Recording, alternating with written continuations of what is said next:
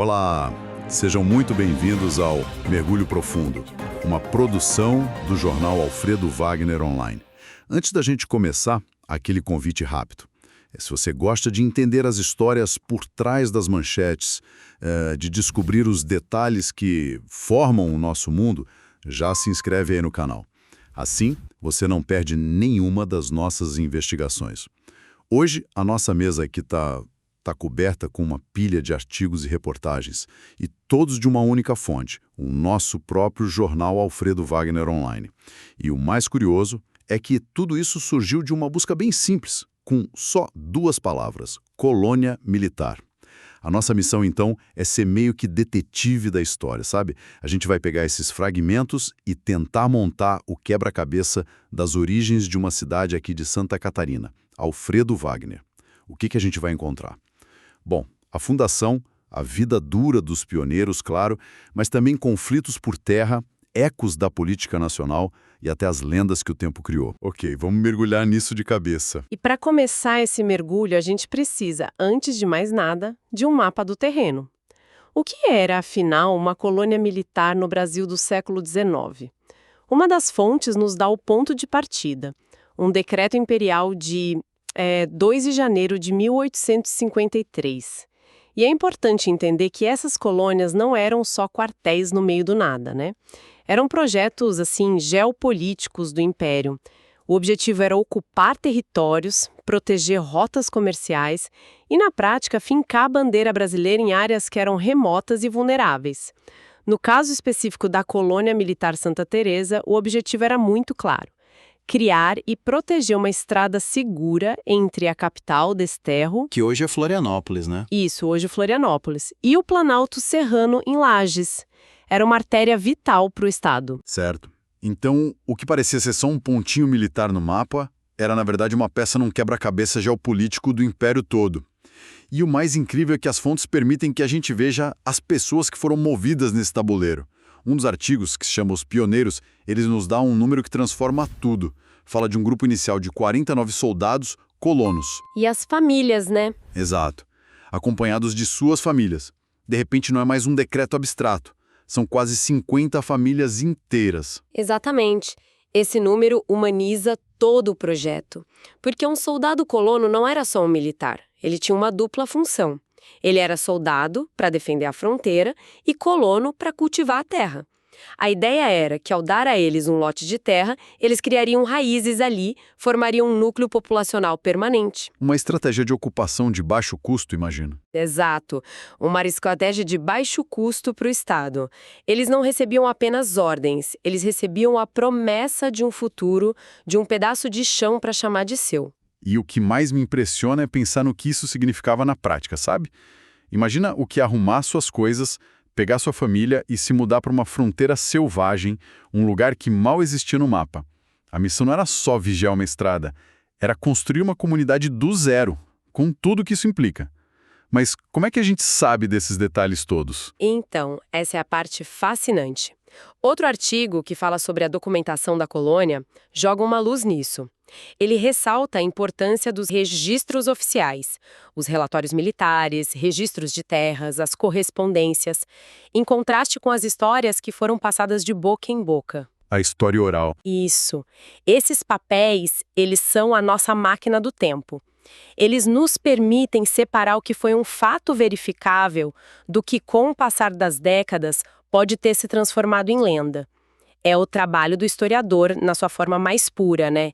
E a fonte primária, ao documento amarelado pelo tempo para ouvir o que ele tem para contar.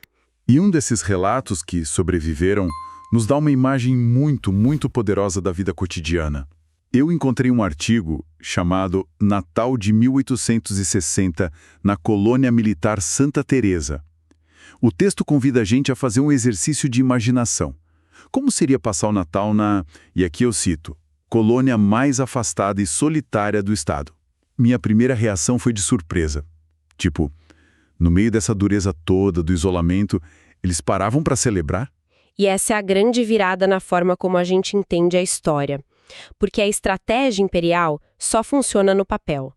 Na prática, a história é feita por pessoas. Pessoas de verdade. pessoas tentando celebrar o Natal longe de casa. É o choque entre o plano e a realidade humana. Essa pausa para o Natal não era um luxo, era uma necessidade psicológica. Num ambiente hostil e isolado, rituais como esse reforçam a identidade cultural, criam laços, sabe, mantêm a sanidade. É a prova de que mesmo nas condições mais adversas, as pessoas não se resumem à sobrevivência. Elas precisam de significado, de comunidade, de esperança. Esse Natal de 1860 é uma janela para a alma da colônia. Mostra uma resiliência incrível. Mas essa resiliência ela era testada todo dia, né?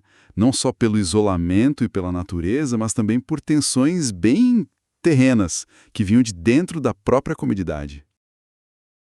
O que mais me pegou de surpresa foi encontrar um artigo com o título Um Barão em Alfredo Wagner, a sátira política e a república na colônia militar Santa Teresa.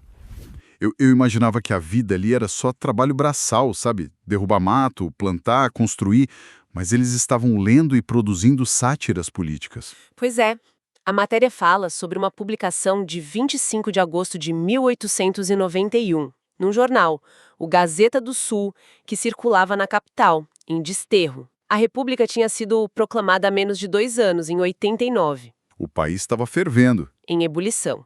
E essa sátira sobre um barão, uma figura típica do Império, mostra o choque cultural e político da época. E o mais impressionante é que esse debate chegou e era relevante numa colônia militar isolada nas montanhas de Santa Catarina. Mas o que isso nos diz sobre o nível de politização dessas pessoas? A gente tende a pensar nesses colonos como focados só na sobrevivência. Eles eram letrados. Estavam tão conectados assim com o que acontecia na capital? Essa é a grande revelação de uma fonte como essa. Ela quebra o estereótipo do pioneiro isolado e alheio ao mundo. Demonstra que a colônia não era uma bolha. Havia um fluxo de informação, jornais chegavam, as pessoas liam, debatiam. A existência de uma sátira política indica um nível de sofisticação e interesse que vai muito além do básico. As pessoas ali não estavam apenas cultivando a terra, estavam também cultivando ideias. Elas se sentiam parte do grande debate nacional sobre que país o Brasil deveria se tornar. Se continuaria com as velhas estruturas do Império ou se abraçaria as novas promessas e as incertezas da República. Exato. Então nós temos os fatos documentados da fundação, os dramas humanos do cotidiano como o Natal, os conflitos por terra e até o burburinho da política nacional. Mas com o passar do tempo, como que toda essa história complexa é contada e lembrada? A memória que fica é a do documento oficial ou a das histórias contadas ao pé do fogo? Essa é a próxima camada da nossa investigação. É a transição da história vivida para a memória construída. E um dos artigos faz essa pergunta diretamente. Lenda ou realidade? O fabuloso e o real na história da colônia militar Santa Teresa e da imigração alemã. O título já é bem provocador. Ele sugere que a história que as pessoas contam hoje pode não ser exatamente a mesma que os documentos registram. Exatamente. E isso levanta uma questão fundamental sobre a construção da identidade de qualquer lugar. Como uma comunidade equilibra a preservação dos fatos com as narrativas e os mitos que também são essenciais para formar sua identidade cultural. É um dilema, né? Um dilema fascinante. As lendas muitas vezes não são mentiras. Elas são uma forma de preencher as lacunas que os documentos não contam ou de dar um sentido moral, heróico, até trágico aos eventos do passado. Elas operam num nível diferente da história factual, o nível do imaginário coletivo. Falam mais sobre como uma comunidade gostaria de se ver do que necessariamente sobre como ela foi. E pelo que a gente viu nos outros artigos, parece que a comunidade de Alfredo Wagner hoje está muito engajada nesse processo de olhar para trás. Vários títulos que encontramos são celebrações, tipo Razões para Comemorar, ou notícias sobre uma grandiosa festa para comemorar os 170 anos. Isso não é um olhar passivo para o passado. Parece um movimento bem ativo. Sim, é um esforço consciente de reconexão. Celebrar um aniversário de 170 anos não é só sobre fazer uma festa. É um ato cívico de reafirmar uma identidade. É a comunidade atual dizendo: nossa história importa, nossas raízes são profundas e nós temos orgulho de onde viemos. Esse movimento é vital porque uma comunidade sem memória é como uma árvore sem raízes.